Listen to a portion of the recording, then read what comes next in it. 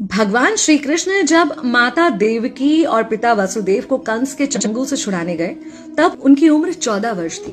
उनकी माता ने उनसे पूछा कि बेटा तुम तो भगवान हो, तो तुम हमें पहले ही कंस के चंगुल से छुड़ा सकते थे, इतनी देर क्यों कर दी? तो कृष्ण जी ने कहा, माता क्या पिछले जन्म में आपने मुझे 14 वर्ष का वनवास नहीं दिया था? माता हैरान रह गई, बोली ये क्या कह रहे हैं आप? तब कृष्ण जी ने बताया कि पिछले जन्म में मैं राम था और आप थी माता कैकेयी और आप ही ने मुझे 14 वर्ष का वनवास दिया था और कर्म फल से कोई नहीं बच सकता माता, इसलिए आपको 14 साल का ये दुख सहना पड़ा।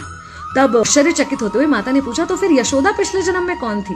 कृष्ण जी ने बताया, वो थी माता कौशल्या, जो 14 साल तक अपने पुत्र से अलग रही थी। उन्होंने उस दुख को सहा था, इसलिए इस जन्म में 14 साल मैं उनके पास रहा और मेरे साथ रहने का माता और पुत्र के प्रेम का सुख उन्हें मिला।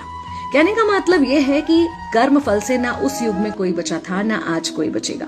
खुद भगवान भी कर्म फल से नहीं बच सकते, इसलिए अपने हर एक कर्म को बहुत सोच समझ कर कीजिए, क्योंकि जिसके भी खिलाफ आप कुछ गलत कर रहे हैं उससे आपकी शत्रुता कुछ समय या शायद एक जन्म की है, लेकिन उसके साथ कुछ गलत करके आप अपने कई जन्म बिगाड़ सकते हैं।